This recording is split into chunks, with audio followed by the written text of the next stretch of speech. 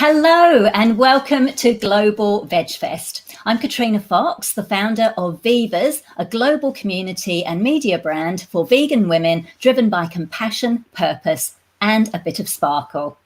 VIVAS is delighted to have this opportunity to curate 2 live streams during Global Veg Fest, and the first of those is now today. And the aim is to showcase the voices and talents of vegan women from across the globe. And we've got a couple of wonderful live streams. I'm really excited. If you'd like to find out more about VIVAS, you can go to thevivasnetwork.com. So we're kicking off this first VIVAS live stream with a really important panel discussion on bridging the gap between racial divides in veganism. The panel's being hosted by the amazing serial entrepreneur Naijha Wright-Brown, who is the marketing director at the Land of Kush Vegan Soul Bistro in Maryland, USA. And Naijha is also the executive director of the Black Veg Society. And she's joined by an incredible group of amazing vegan women to discuss this really important topic. So without further ado, please welcome Naijha Wright-Brown and the panelists.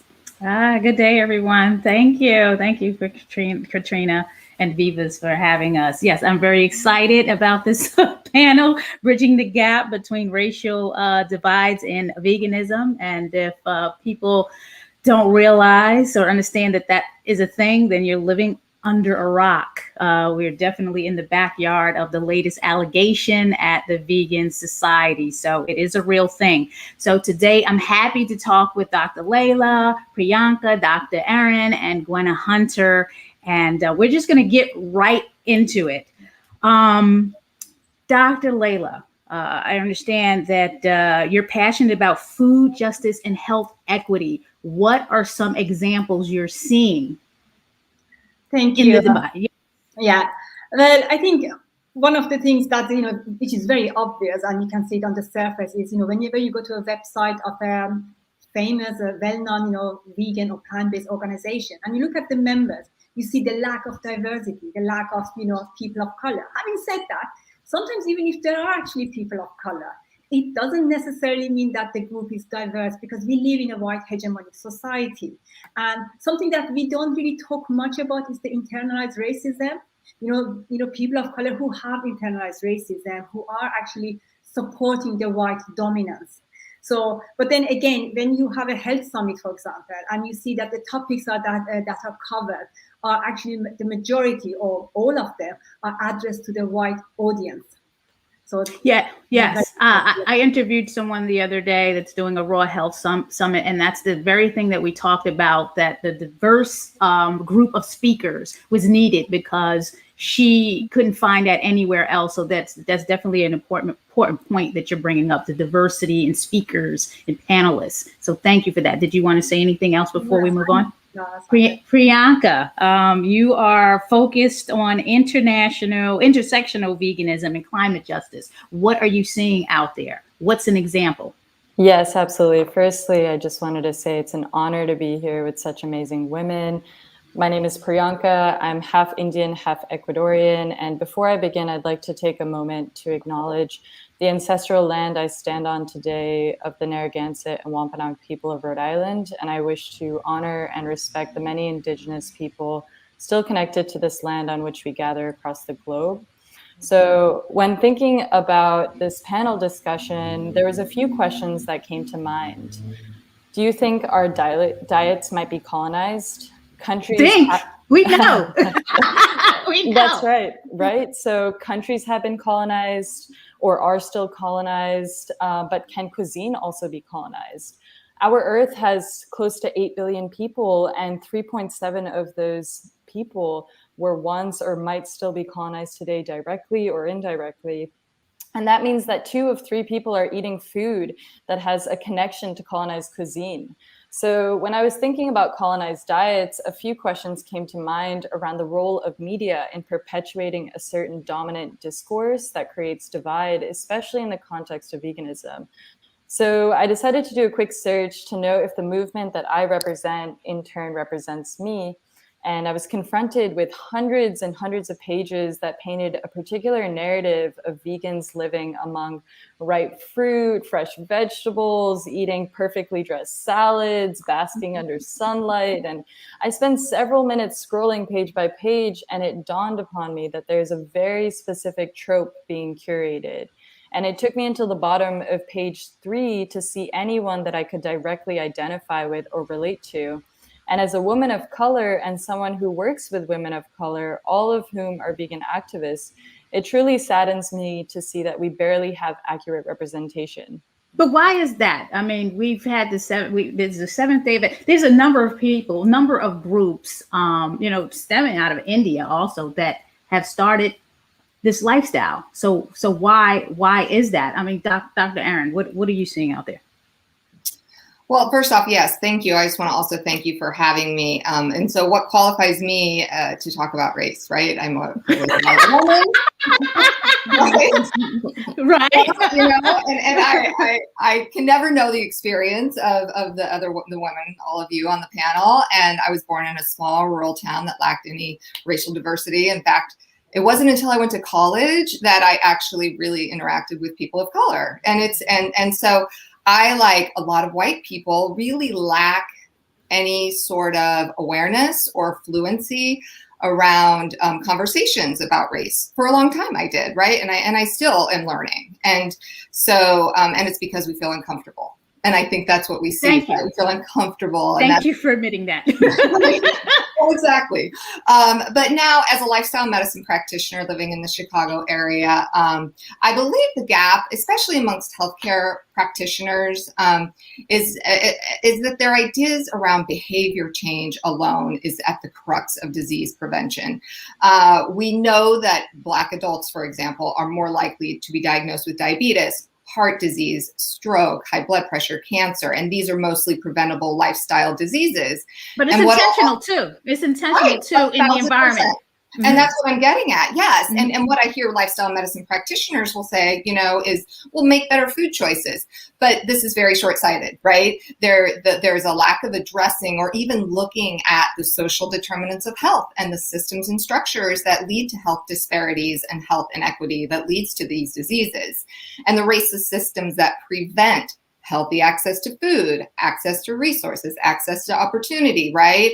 And it's not just the individual health practitioners, but the organizations that they work for that really need to be held accountable. Exactly. Thank you for that, Dr. Aaron. Gwenna, we know you're in it with the Vegans of LA, founded that, Vegans for Black Lives Matter, and being a food aid coordinator for vegan outreach. I know you know front and center what's going on. Yes. And I wanted to, can you hear me? Okay. Yeah. And I wanted to address what Priyanka was saying, how, scrolling down and seeing, like, getting down to the third page and, finding representation then. And usually what happens, what I notice is that in everything, even like with the cannabis industry, what's going on with the psychedelic industry, the white culture typically always gets a very good head start on these things before the main, before everyone else gets to really get into it. Black people right now are more likely to go vegan before anybody else. We are the fastest growing segment now. So hopefully those numbers about the diabetes and stuff, that starts to reverse and starts to change. But yeah, I think one of the issues is because they usually get the information first, they're in it before anyone else. And that's why it's always like, it feels like everything is colonized. And then by the time we're in it, we're like, oh, well, this is the face of it. Cause I'm still concerned when I'm usually approached about speaking or being a part of something, I will check the website and I will look to see who's involved and look at the board of directors. And it's still a big issue. It's still a big issue. I see like maybe one Asian person, I'm like, no, I'm sorry, that's not going to cut it. You need to step that up. And you need to do better. Yeah, exactly. So we still have a long way to go in this movement.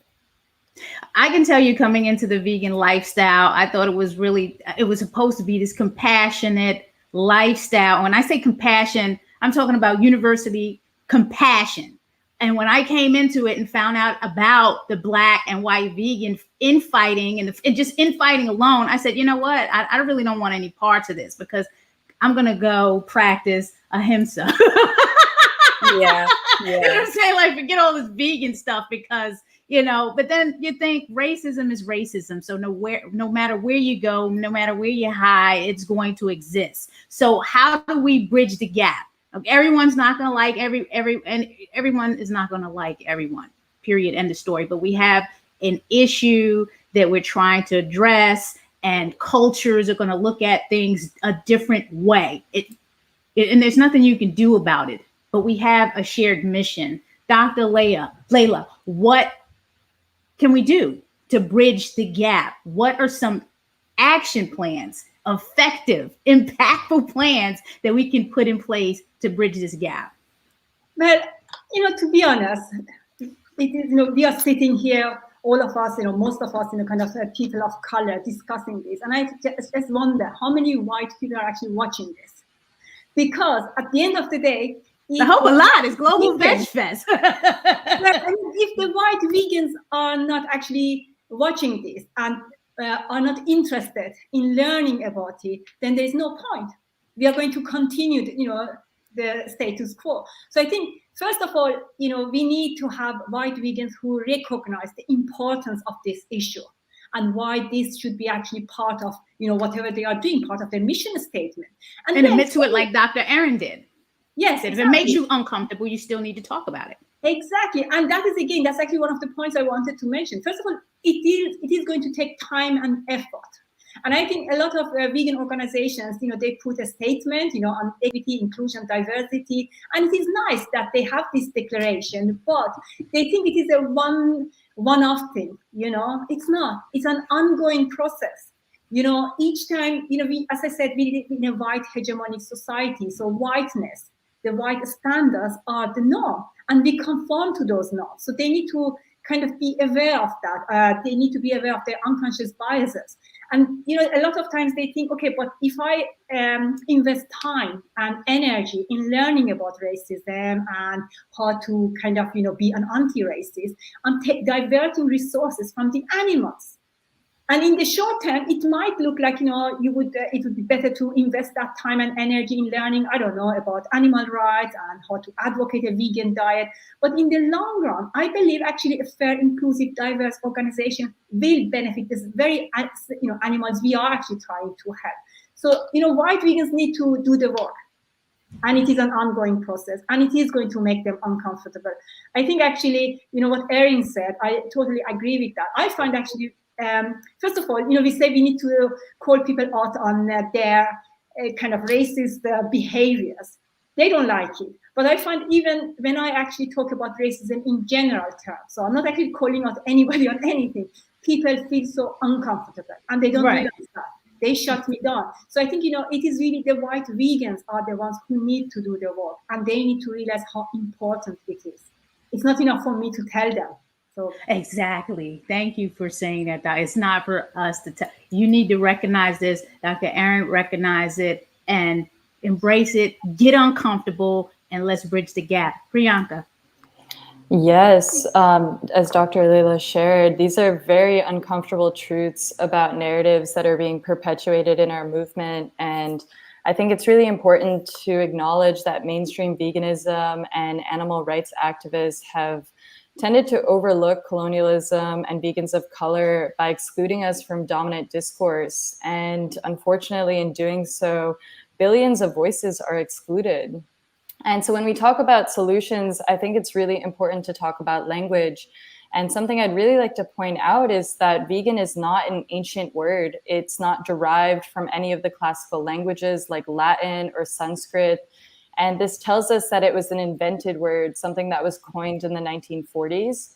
And where else have we seen examples of inventions and discoveries in colonialism? I mean, Columbus Day is coming up, and we still celebrate the fact that someone discovered America, when in fact, indigenous people have been inhabiting this land for centuries. And Native people did not have to be discovered. They were already there. Right. And in the same respect, when we attribute that a certain lifestyle choice was invented, this implies that this way of living didn't exist before. So I would like to set the record straight. The Vegan Society gave veganism a name for something that we have been doing for centuries across Indigenous, Eastern, South American, and African cultures. And I would like to encourage all of our viewers and everyone to do a simple search and see what you discover about the dominant narratives within our movement. And if we look deeper into these narratives, we can rewrite this story and give credit where it's due. Thank you for that. And I'm glad you talked about the birth of the word vegan, because it did come out of vegetarianism, and pure vegetarianism is still a thing. So don't bash the word vegetarian, you know, all this may eat, it's may, you know, the definitions change all the time.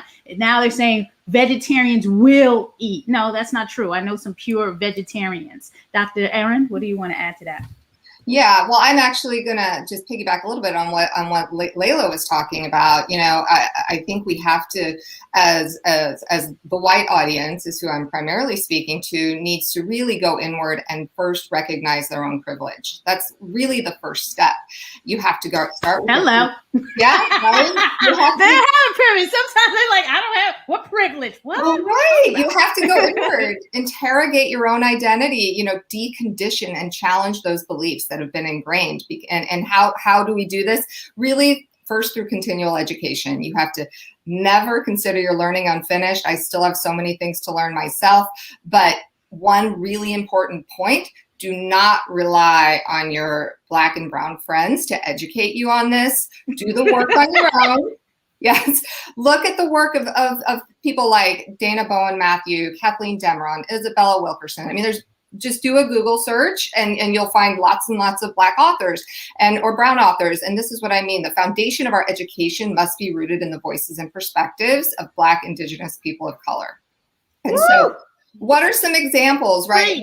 Well, I mean, and my point too, after you've done that though, that's really not enough. You still also, reflecting is not enough. You really have to do some anti-racist work and be held accountable. And so what are some examples of this? Get involved, donate your time and services to BIPOC-led racial justice efforts. As a healthcare practitioner, I looked at, well, what are my interests? Yes, lifestyle medicine, health wellness, health equity. So I'm involved in research at the Versa Foundation that assures BIPOC representation in their research. I'm also involved with a group called Health Equity Achieved Through Lifestyle Medicine. But really important, as a white person, I consider myself a guest in these organizations. I listen, follow their leadership. Do not take over. I do not decide, you know, what is needed. They decide what is needed and take the lead. And it's my job to really break the silence on racism, make sure that anti-racism gets on the table and stays on the table in workplaces, social circles, places of worship, other organizations. And another thing is donate a percentage of your income to racial justice organizations led by BIPOC people, such as Vegans for Black Lives Matter or Versa Foundation and organizations like that. Thank you for that, Dr. Erin. Gwenna. Yeah, when I first got involved in this movement and was giving talks in Black communities, I got cussed out, shunned, different things, because I was doing it the way I was trained, which was coming from a white perspective. Right. I had to find my own voice and talk to Black people in a way that made sense. Sharon Eastham, who's making comments saying that, why are you bringing race into this? This is the type of cognitive dissonance. This is why this panel is necessary. It's for people like you who don't get it. So like when I'm done with this, I'm actually going to a food desert to do some food outreach where we're going to be providing organic foods and fresh vegetables, because in certain communities, it's been designed to where there's only certain types of foods in these areas where they can't get organic sometimes. They can't get organic strawberries. Maybe they have access to strawberries, but not organic. Where they don't have access to maybe Miyokos, because sometimes these items are in Whole Foods. And no diss to her, because I love Miyokos. I'm just as an example. No, that's a good example. Yeah, you can't get certain vegan brands in certain zip codes because of how things are set up.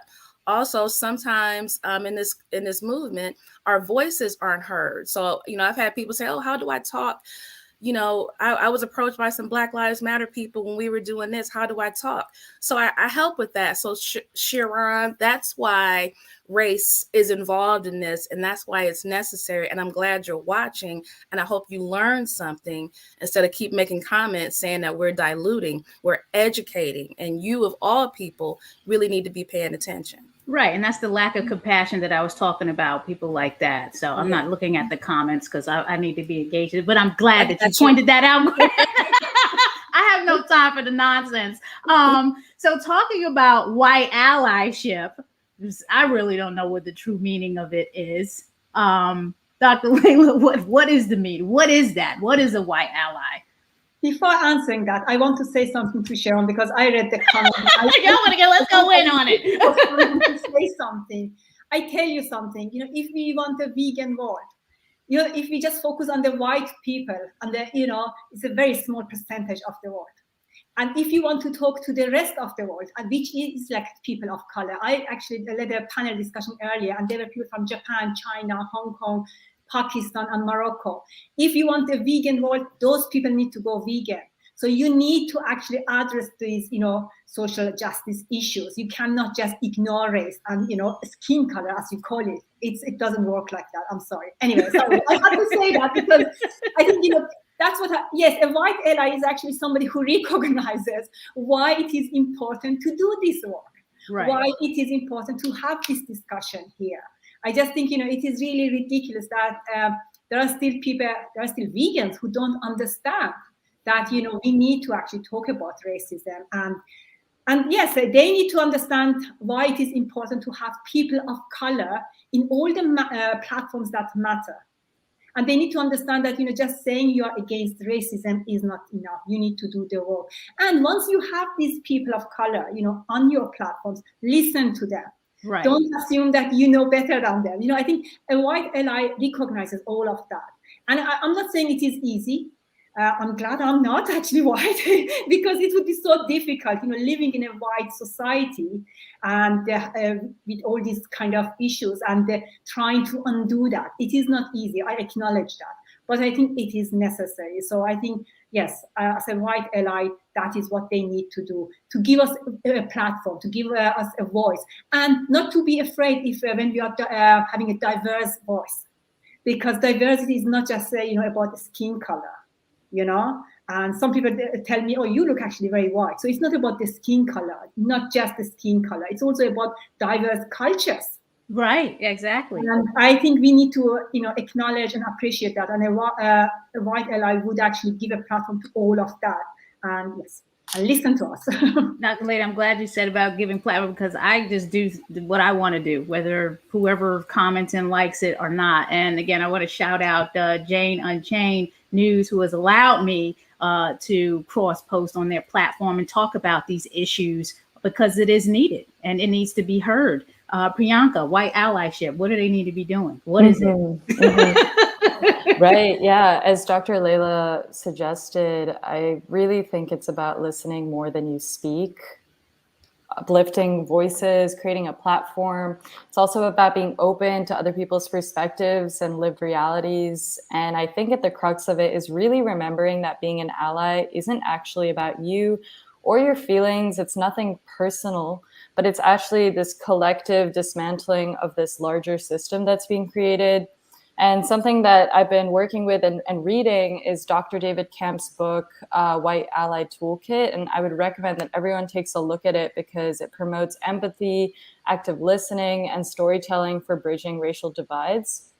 And then I would also encourage everyone to take a look at dominant visuals and vocabulary in our movement.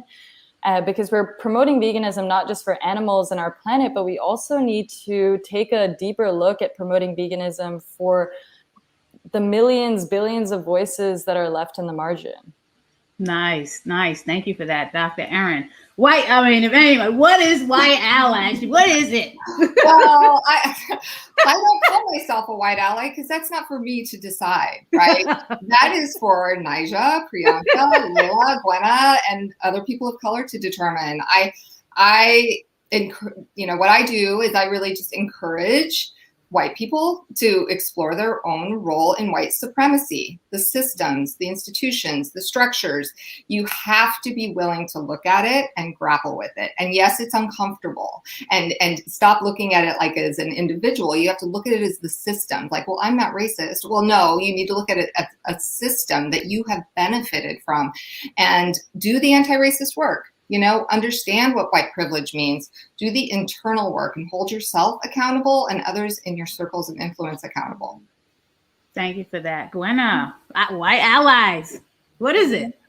Well, first of all, it's a lifetime worth of work. It's not reading a book and watching a documentary and you're like, oh, I didn't know that. Okay. And then you go on to your life. You don't stop because you've been programmed in the womb. So it's not going to just take a few books and a few movies to deprogram. It's a lifetime worth of work. It's continually evolving and, you know, learning and seeing, you know, you're part of this planet. So it's not something you just do one time and then you stop. You continue to do the work because it's going to take a few lifetimes to reverse all of this and to get things back on balance. So yeah, just don't stop doing the work. I understand it can be taxing because I've had to take a break from the work I thought I was going to be doing. It was like just too much on me mentally and emotionally. So I know I've had some white friends say this, I don't know how you all have been functioning in this. So if you got to take a break, but get back into it. Thank you for that, Gwenna. I mean, for me, the white ally, you know, if I need something, funds donated to Black Veg Society, you know, that helps. Don't judge me. Don't tell me what to do. I know what I'm doing with my culture. I've been doing this for a long time. Land of Kush, the vegan restaurant's been open over 10 years. We must be doing something right. And we've created and co-created events. Just be there to support me and don't judge me and don't judge the actions. And that's all these different words and whatever. It doesn't really matter to me. It's about what you do. It's about the action. Anything else we want to talk about?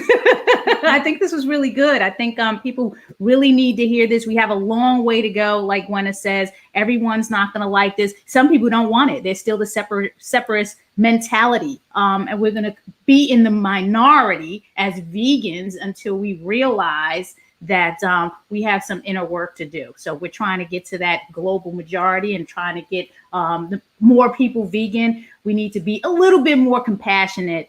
Be for the animals, yes. Be for the environment. Be for global hunger. Be for health. But collectively, it's going to take that in order to move the agenda forward. I appreciate everyone. If you have anything else to add before we go, please do so now. How can folks follow you, Dr. Layla? I have my own website, drleilad.com. And I actually created a video project addressing, you know, kind of racism and health equity. And it was just all vegans of color, you know, vegans of athletes, basically, and some vegans of health professionals of color. So that you can find that on my website. Awesome. Priyanka, where can we follow you? Absolutely. At Divinity on Instagram. And theversafoundation.org, and just check us out on Instagram. Awesome. Dr. Erin, where can we follow you? Well, you can find me on Facebook, Instagram. I'm at Thrive Plant Life on Instagram. I'm on LinkedIn as well. And I'm part of Divinity also. Awesome. Gwenna, where can we follow you? You can find me on LA Health Save and also Gwenna1, Gwenna #1. All right. And me, Naijha Speaks. You can follow me at Naijha Speaks, also naijaspeaks.com. And just tune into the latest discussions, whether it's panel or interviews with activists, advocates, what have you. I appreciate you all for joining the panel. It's great, a great discussion. And yeah, let's go out and do this work. Bridge the gap, y'all. Bridge the gap. Thank Have you so a great much. one. Thank you, Global Veg Fest.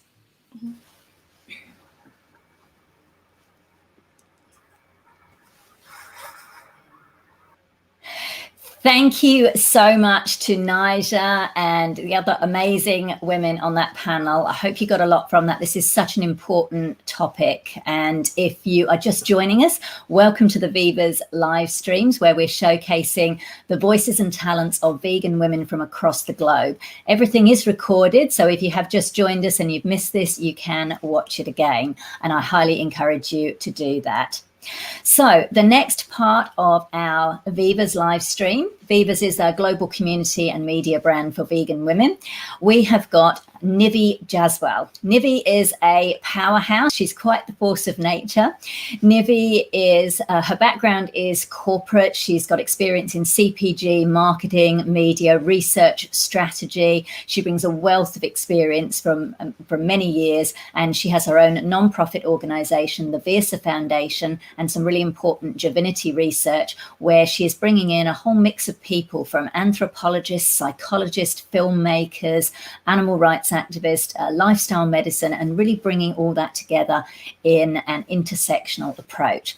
Nivi is going to be tackling a very interesting topic, and it's called Gatherers Over Hunters, and it's all about how our food systems have historically prioritized meat and masculinity. And Nivi's going to be looking at that, examining that, and asking the question, how can we put forward a more plant-based approach?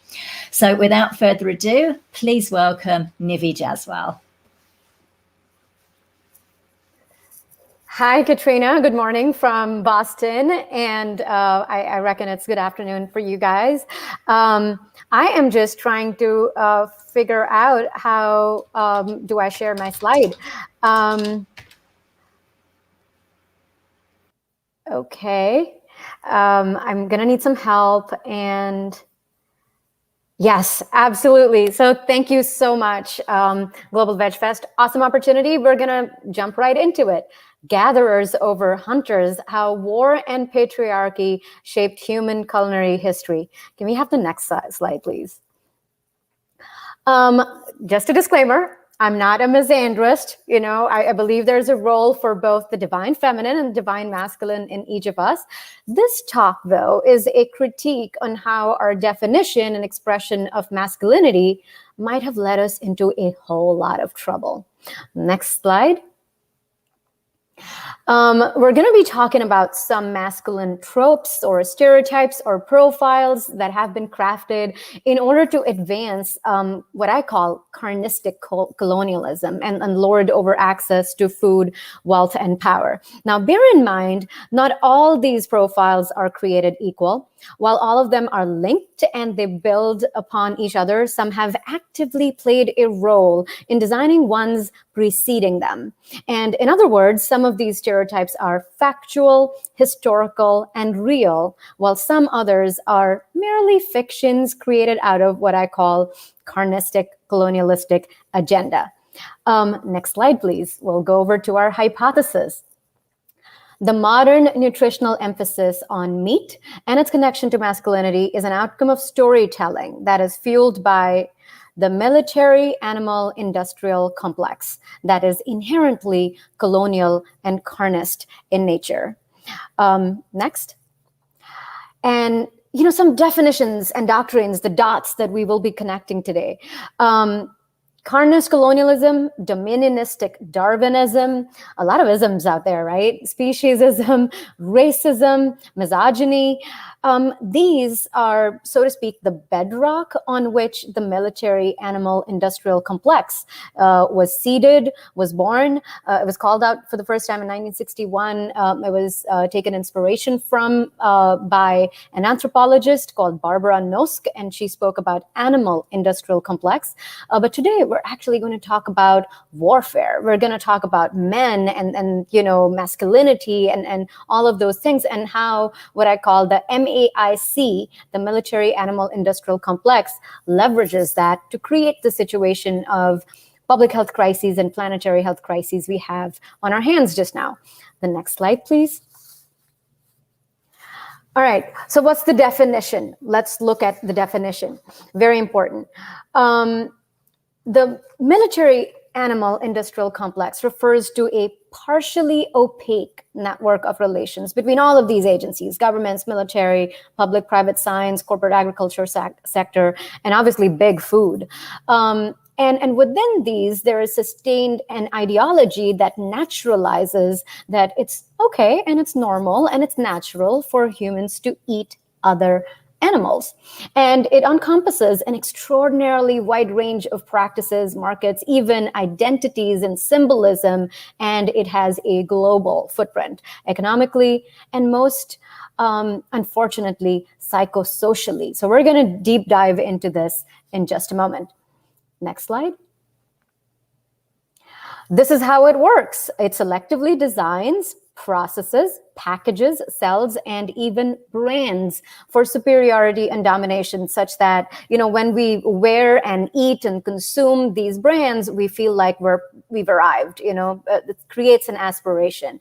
And whatever goes through it, it does it all with precision, and it does it at scale. It's en masse. It's almost like an assembly line manufacturing. In fact, it is all of that and more.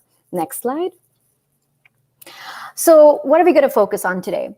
The bigger cards that you see, those of the colonizer, slave owner, soldier, and Superman. These are basically profiles that have offered a specific interpretation of human history that has tended to promote their agenda. And they continue to do so. And that has defined our food system and down to what our definition and idea of nutrition and health are. When you look at the game changer trope, which is to the bottom right-hand side, it's in resistance of the military animal industrial complex.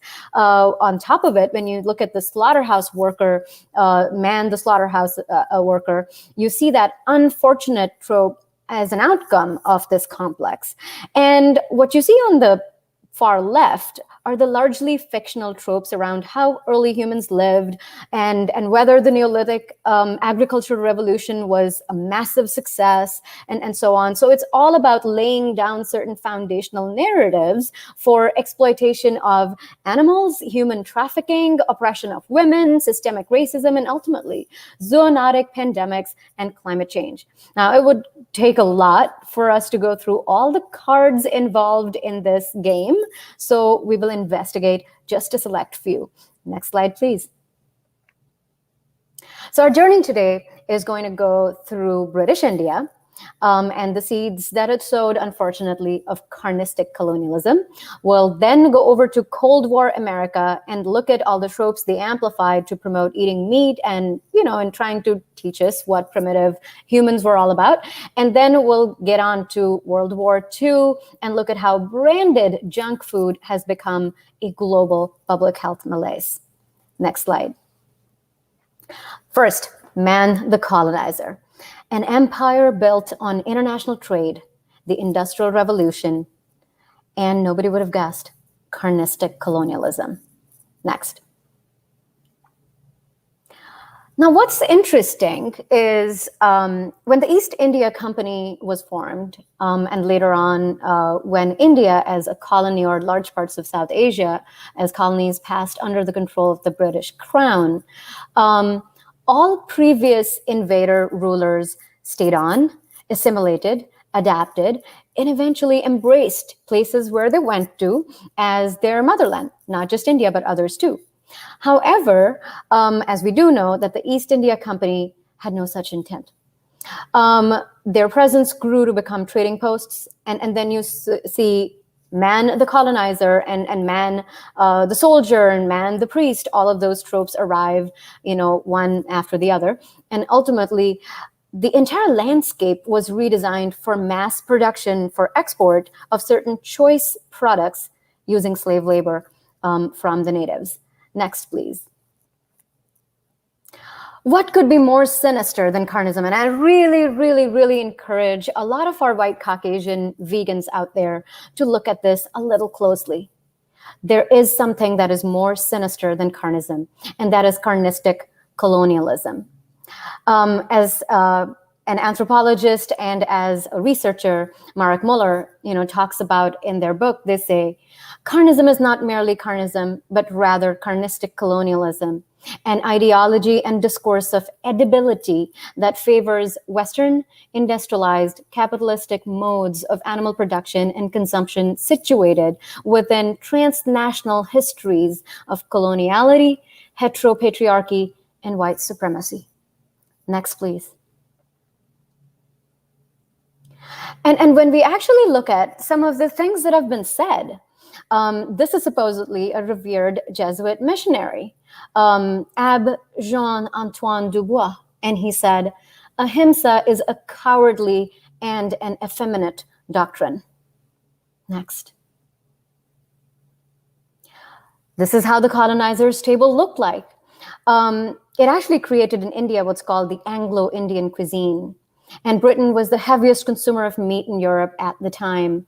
There is something, written out here in a book called Meat, Mercy, and Morality. I highly recommend you check it out. And it lists out an array of meat that was consumed at Anglo-Indian breakfasts: crumb chops, brain cutlets, beef rissoles, deviled kidneys, and a whole lot more. Next. And when we look at this Carnist ostentation, it was deployed as the cultural marker of a masculine, physically superior British Raj.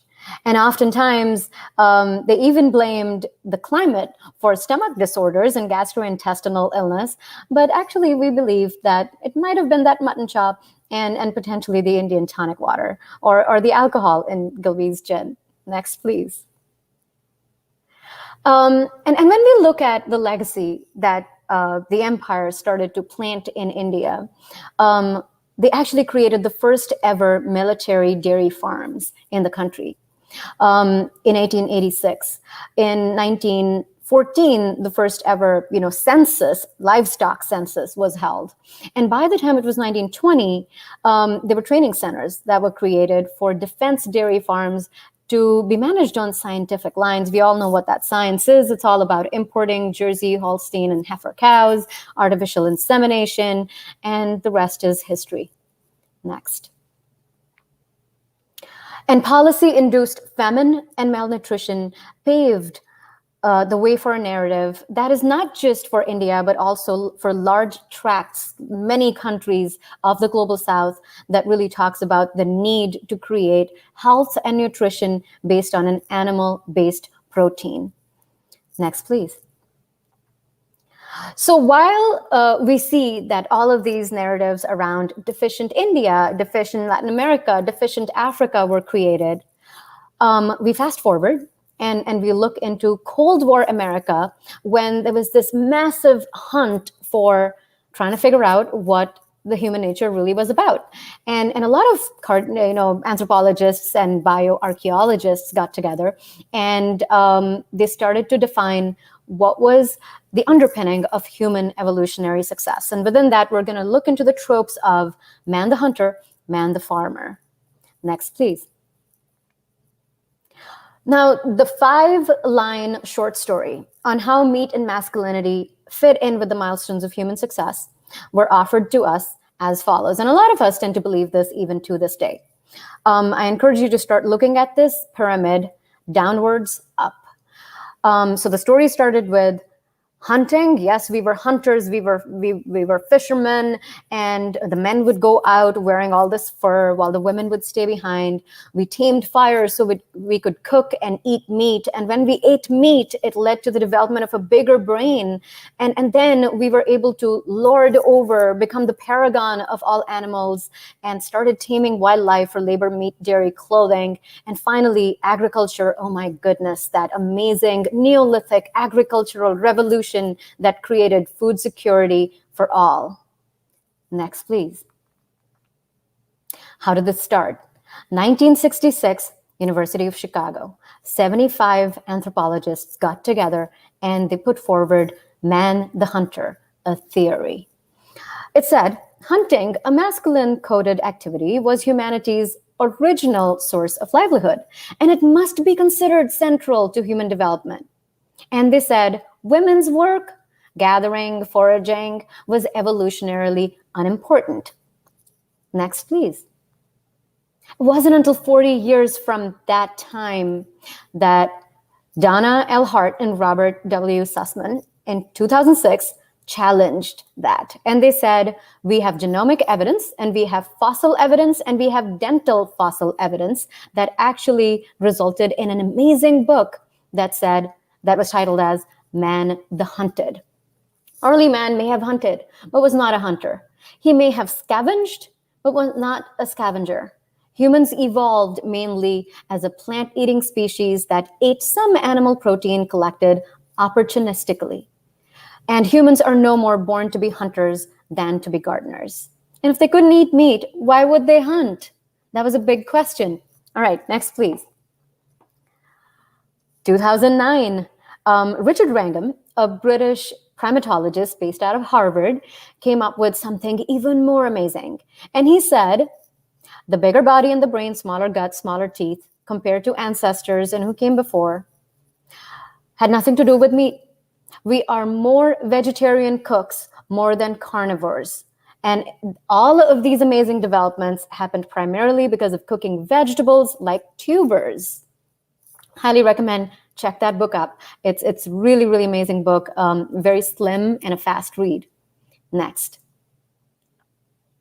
So now we have new evidence, bases all of this research, that for over 200,000 years, pre-agricultural humans were actually a picture of egalitarianism, simplicity, and an affluence, which is described in a really different kind of a way. It basically tells us that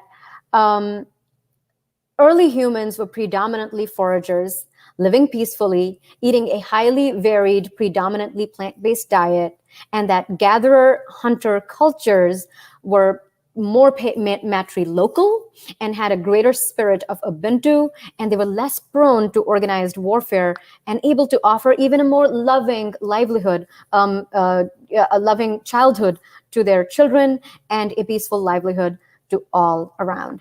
Next, please. So what about man the farmer? When we look at war epidemiologists, and yes, there is somebody called a war epidemiologist, archaeobiologists and paleopathologists, in fact, at Durham University in the UK. They've identified several periods of transition in human history that have had huge impact on public health. And they said farming was one such epidemiological transition, and it actually seeded lack of diversity in diet and therefore zoonotic infections, starvation, malnutrition, easy spread of infections, and most of all, patriarchy, gender-based coding, and finally, organized warfare. Therefore, seeding what we call the military animal industrial complex. Next, please. Now, fast forward, we're getting into man the soldier. This is when military animal industrial complex goes multinational. And the military, if you didn't know, is the largest funder of the food research in the United States. Next, please. We're going to breeze through these slides now. World War II made lower nutrition standards actually a little bit more acceptable to people. Next, please. And how is the fast food industry a byproduct of military's food and innovation technology efforts? Well, anything that's convenient, processed, packaged, and will have a longer shelf life is good for the soldiers, right? And once you actually set up all the manufacturing facilities, once the war is ended, what do? You turn those products onto your citizens, and you ensure that you brand them and turn them into McNuggets. Next slide, please. The World War II campaign actually started with organ meats, and it was very successful. At the end of the war, Americans were eating 50% more offal, which is basically organ meats, as they were eating before. So a ton of money, and a lot of anthropologists, including Margaret Mead, headed that team. Next, please. And here we have a long list. Spam, turkey jerky, U.S. Army's Forever Pizza, McNuggets, all of these you can give credit to the U.S. military for. Next, please. And it's not just the food. It's also certain key channel and store formats like a drive-through. These were experimented with, especially for the U.S. military in 1975. Next, please. But how do these tropes of masculinity, meat, and military get away with so much? Lizzie Collingham says, The global wars have made it worse.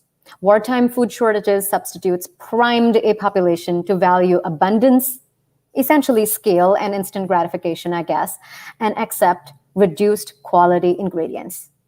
Next, please.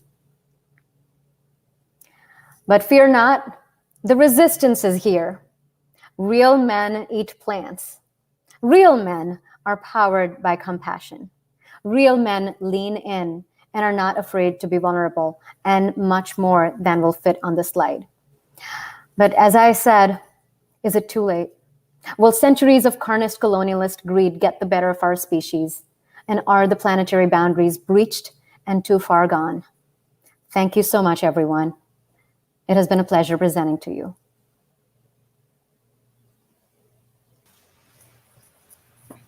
Katrina.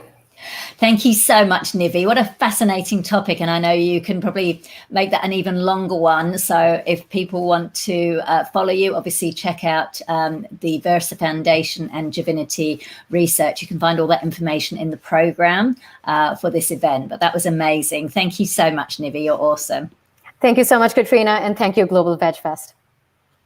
Now, if you're just tuning in, welcome to the VIVAS live streams, where we are curating and sharing the voices and talents of vegan women from across the globe. If you've just joined us, you will be able to rewatch all of these as they are recorded, and we will be back tomorrow. So closing out, and I'm Katrina Fox, by the way, founder of VIVAS, global media brand and community for vegan women. And we're closing out this first VIVAS live stream with a dance performance. It's a pre-recorded video by Tracie O'Keefe, clinical hypnotherapist, psychotherapist, and naturopath. Full disclosure, she's also my wife. Now, Tracie is in her mid-60s and she's always loved dancing. She's a former dancer.